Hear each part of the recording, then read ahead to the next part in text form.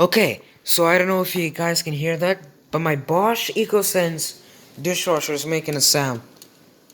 Some slithering noise or something like that. Just listen.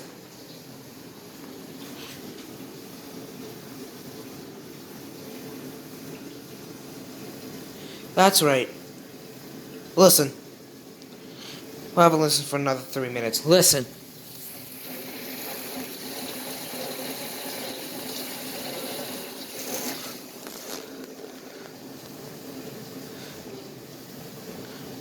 Yeah, so she put on the regular cycle and she didn't close the lid all the way in.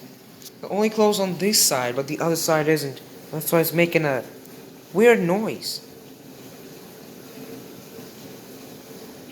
But let's see what happens when I turn it off.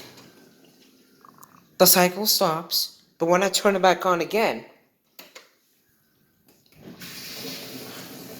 it shows this.